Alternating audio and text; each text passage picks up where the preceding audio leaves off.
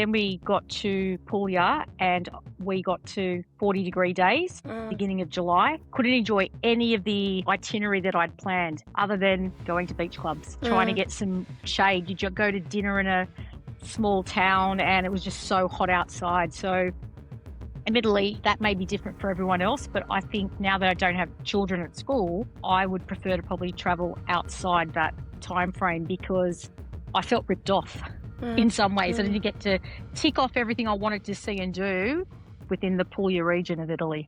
Welcome to the Truly Expat Travel Podcast. I'm your host, Paula, and this is Season 2. On Season 1, I talked to expats about their favourite holiday destination. On Season 2, I'll be doing things very differently.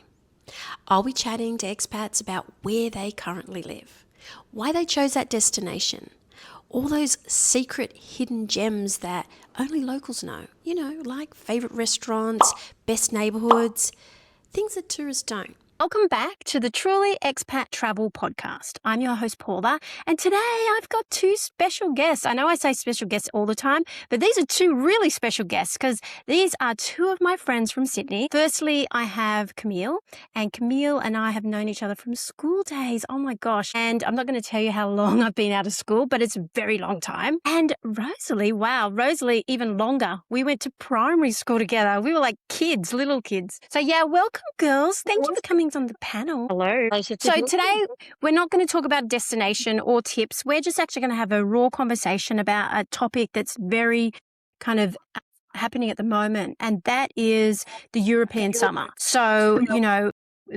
everything at the moment in social media is how hot it is. So we're going to lean into the first question, which is, has the traditional European summer become too hot for sightseeing? So what do you think, girls? Who wants to go first? Camille?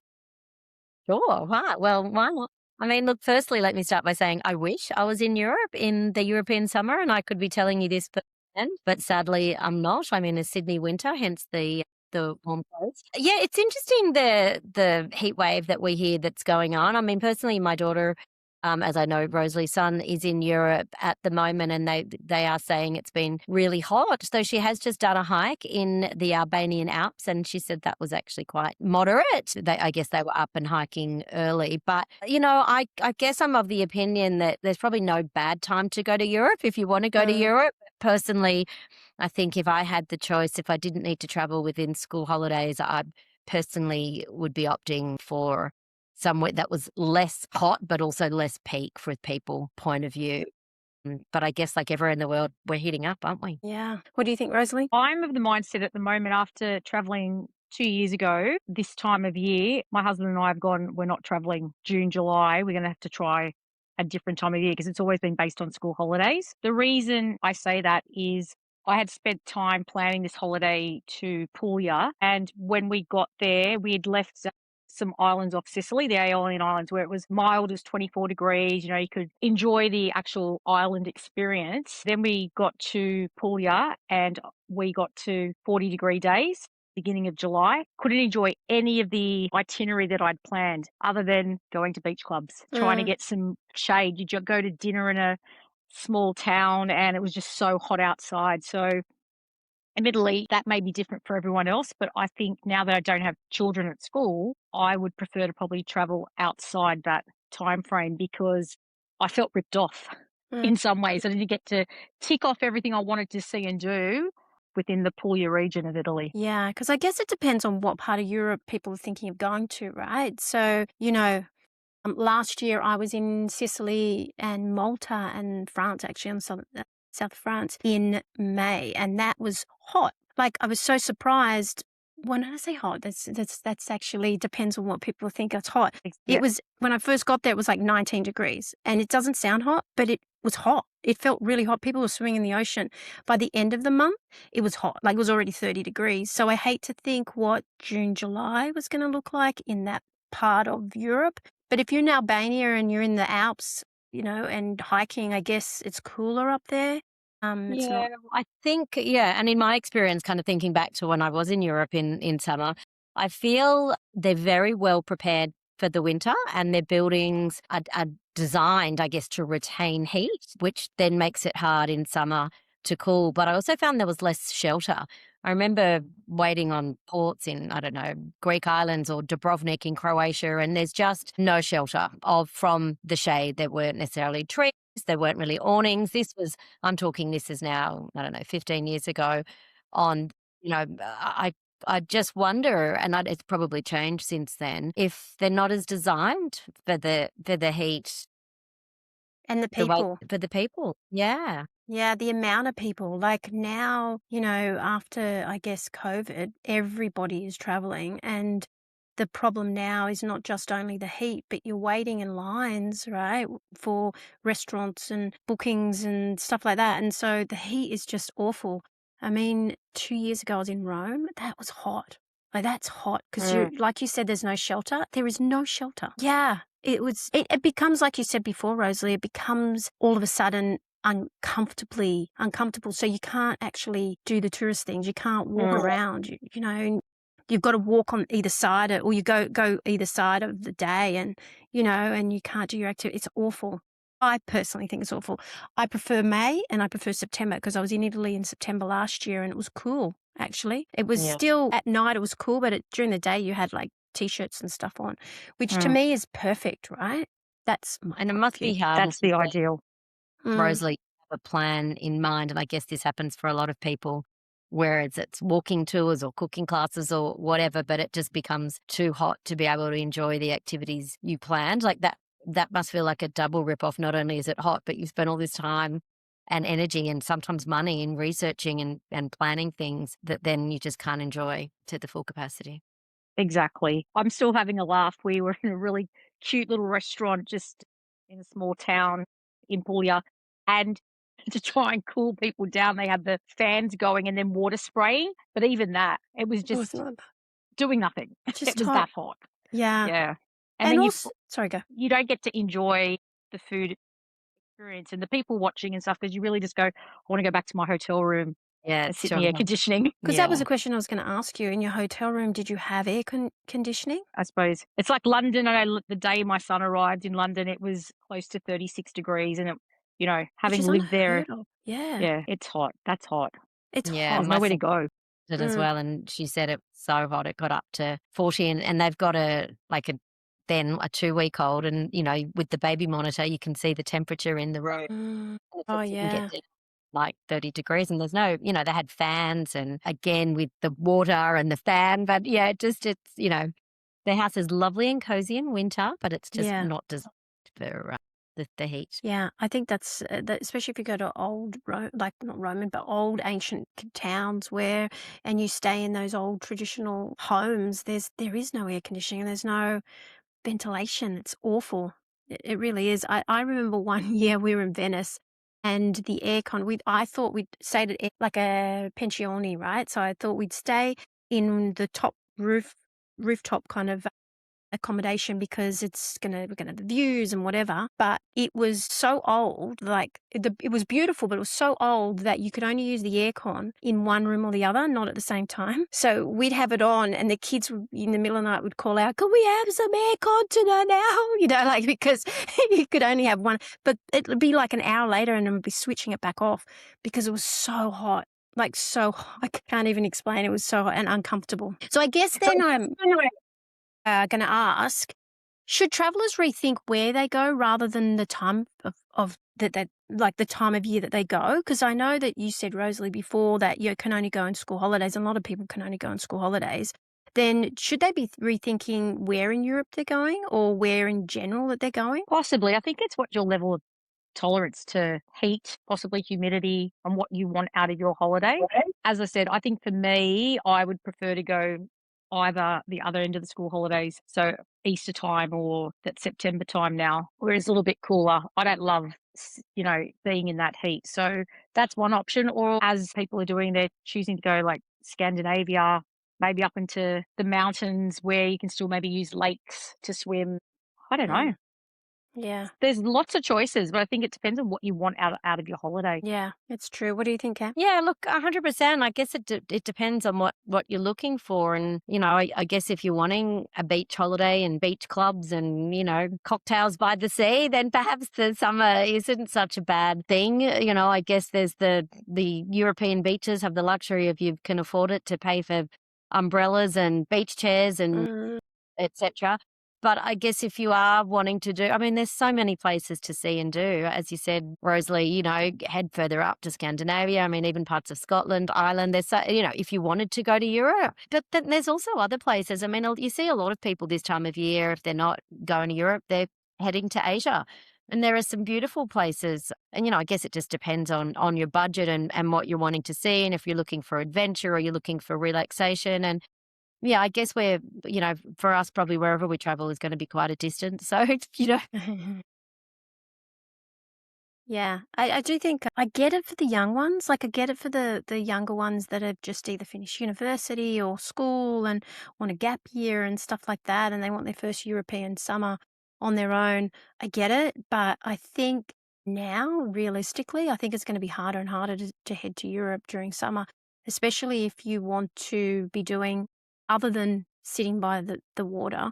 If you want to do real touristy things or beautiful little towns that have no breezes and it's way too hot and too busy. Like honestly, my concern now is over tourism is, going to a place and feeling ripped off because I haven't booked a restaurant or I've booked a restaurant and I still have to wait an hour kind of thing. So, I mean, that kind of it feels then that I know that I not only ripped off, that the holiday isn't what I expected, after all the research and the money that you put into it. I know that after COVID, some of the islands like Mykonos were not expecting the amount of tourists, and they had, I think, don't quote me, I don't know the exact numbers, but it was like something like 10,000 more people over summer than they expected. So there was no restaurants availability, no accommodation, and there were just long lines for everything, and people were angry, That's the other thing. People get cranky. Yeah.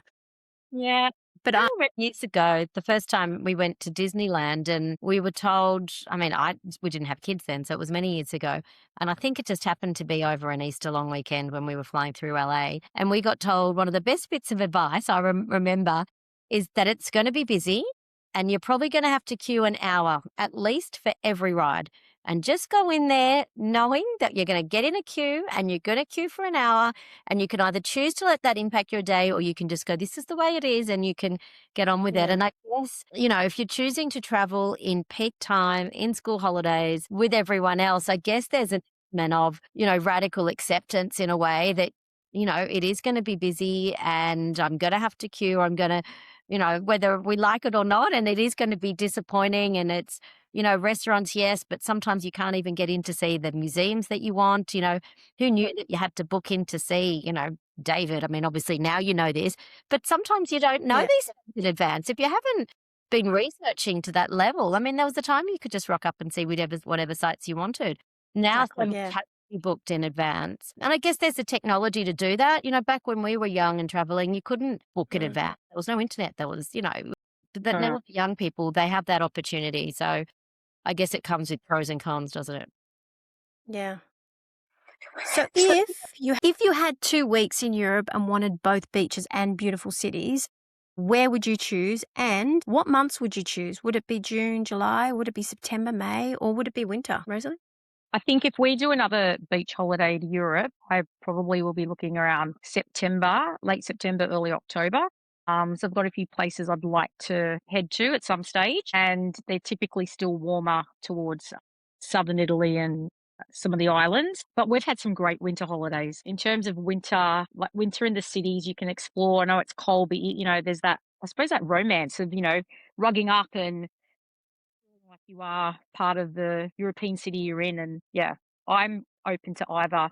Wintertime, I'm fine with. I think just with the heat, definitely September to late October, early October. Do you have a destination, or do you have some destinations that have been your favorite? Where I would like to go is Lampedusa, Me too. Me too.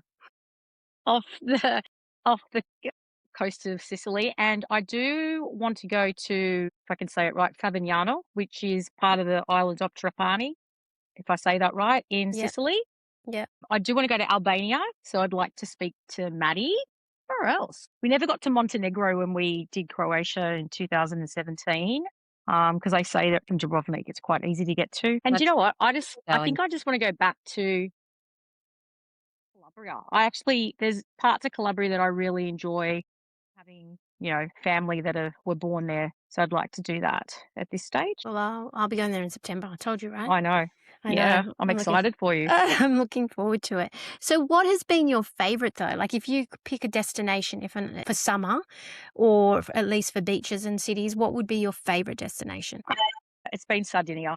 Okay, interesting. We've been twice. When we were living in London back in 2001, we went and it was pretty untouched. Ryanair had just released flights into Alghero, and then we Really? went back in 2014. The kids were little, and we just really enjoy the island, the different types of beaches, and I found it quite different up north to down south. So yeah, Sardinia is probably my favourite. Well, I have to pick your brain because I'm going there in September as well, and I haven't planned anything. So Okay. that's probably going to be super busy, and I've probably missed out on a whole heap of stuff. First of all, tell me where you'd like to go, and then tell me where's your favorite destination, because both of you have lived in London before, right? Yeah. Well, I guess I probably concur with Rosalie in that about the winter traveling. We're not a massive ski family, so winter has not really appealed in Europe, but I did just end up there in January this year, as you both know. And I was really worried about the cold, but it was surprisingly beautiful. I mean, obviously not surprisingly beautiful. We knew it was beautiful, but it was surprisingly comfortable. And, as we talked about, everywhere inside is heated. I think I wore less clothes, like layers there, because once you went inside, as long as you had a coat and all of that, as you guys know, like the walking, we just, you could just walk everywhere. You'd be doing 20,000 plus steps a day, just seeing cities and walking them. And so I guess we were lucky, I guess, with the weather. It was mild and not too wet. So actually I'm definitely, it made me reconsider about traveling in winter. I never would have considered Europe as a winter travel destination unless we were skiing. So that totally changed my mind on that. I too think if I was going to do a beach or a summer Europe trip, I would certainly, now with not having school-age kids, opt for a September, thinking the water would still be warmer than, say, May, where it's not that warm yet, and I'm a bit of a chicken with cold water, and outside of peak time for all of the reasons that we had discussed before. Do you have a place that you would suggest for summer? I don't know. I guess there's just so many places to see and do. I mean, gosh, I look at our young people now, and they're going to places that was never on our radar when we were traveling at that age, and it all looks amazing. So, I mean, I just think there's so many beautiful places to see and do. And I think for me, the next place that I go to, and I'm not sure where that will be yet, I love that mix, as you were talking about, Rosalie, of culture and immersion in a culture and the people and community, as well as the sites and the beaches. So, there's so many options. I just really don't know that I could pinpoint one. My list is many. Yeah, I'm the same. I'm going to tap on to what Rosalie said. I really want to go to Albania. That's been on my bucket list at the moment. Amazing. Maddie Doesn't it? of the Alps that they're climbing, and it looks stunning. But even in the city that they were in before that, and they're doing the trip that you were suggested, Rosalie, they're going from Albania to Montenegro into Dubrovnik. So Nice. Lovely. And all via bus and ferries, and there's no flights involved in that. And they ferried over from Corfu, I think, to Albania. Nice to be Yeah, going again. it looks amazing. The colour of the water is just stunning. They went to this river, the Shala River. The colour looks amazing, but it's fresh water, and it's from the glaciers, so it's like 2 degrees, even in summer. Sounds beautiful. Yeah, they said it was a real highlight. I think if I was to do it, I would do May, September. I was there late September last year. It started to get a little bit cooler. Early October. I'm too much of a chicken to get in the water in October. But I did in May. Like, I actually did in May, and I'm a chicken too. So I guess it depends on what part of Europe. Going down to Sicily, it's much warmer. Yeah. Anyway, yeah. But if I had to choose in winter, I'm with you. I loved winter. I was in, I think I told you, but I was in Poland in winter this year, and I was scared. When I say scared, I was really scared because I hate cold weather. But I had thermals on and stuff. And in fact, it's such a beautiful town or city that it made it even prettier because it was snowing. So, I loved it. And I think I'm going to head to Europe more often and when it's cooler, just because there's not many not big crowds, and you still get to see the sights. We did lots of museums. So I would definitely put Poland on my list of places to go during winter. I mean, in summer, I think I really want to go to Albania. But there's also, if I had to pick one, well, yeah, we'll all go together. But I think if I was to go, if I had to choose somewhere, I would say Malta. I think Malta to me was such a surprise at how beautiful that country is. It's so small, but it's not as small as Singapore. So there's a lot to do, and it's just beautiful. Like, just beautiful. I don't know why the Maltese come to Australia to live because it's so beautiful. Yeah, I've heard that too. Yeah, I'd love to go there also. Yeah, and everyone speaks English, which is a little bit sad because apparently I was told by a friend who lives there that the Maltese, if you go to a private school, you don't learn the language. You don't learn Maltese anymore. You're only learning English. So the language is dying. So not that many of the newer younger generation really speak Maltese, which is a bit sad to lose their language, and it's part of their culture. 100%. Yeah. And I would have thought in most or all European areas, they're studying more than just one language. So you would think they'd be doing Yeah. 2 or 3 languages. Yeah, I think, I don't know. That's, I think because everything, maybe they do know a little bit of Maltese, but not fluently, not like you Yeah. would if it was your mother tongue, if Yeah. that makes sense, which is really sad. I actually think that's really sad. But I do know that the university there has more international students than anywhere else in Europe because the English program that they supply, or the program that they have there is so much more affordable than everywhere else. So that's why a lot of people go there to speak English, which is very interesting. There you go. Yeah, I'm full of a lot of Yeah, I'm useless. learning a lot. Yeah, I'm full of a lot of useless general information that won't get me anywhere in life. But anyway, Take you to a trivia night. yeah, I have to do a trivia night. As long as it's all useless general information, I'll be there. Nothing too intellectual for me. Do you have anything else that you'd like to add, girls, before we go? No? Okay. No. That's been a lot of fun, actually. That's been insightful and fun. And I'm going to have to get you girls back on again, and we'll do another panel because I know both of you have traveled extensively. So I'd love to, pick your brain on some subjects. So yeah, so thank you for coming on to the Truly Expat Travel Podcast. And thank you for listening. That's signing off now from the Truly Expat Travel Podcast. And I'll see you next week. Bye. Bye. Okay. Thank you for joining me on the Truly Expat Travel Podcast. If you liked this episode and you found it valuable, then why don't you go ahead and like and subscribe so that you don't miss an episode moving forward. I've got some amazing guests and some fantastic destinations coming up. But if this is the episode and this is the destination that you really want to go to, then I suggest you head over to trulyexpattravel.com, where you'll find travel guides and deep dive into this sort of destination. If that's not what you want and you can't find an episode that is a destination you want to travel to, then head over and follow me on Facebook, Instagram, and TikTok, because I'm pretty sure you'll find something there. In the meantime, safe travels, and I'll see you next week.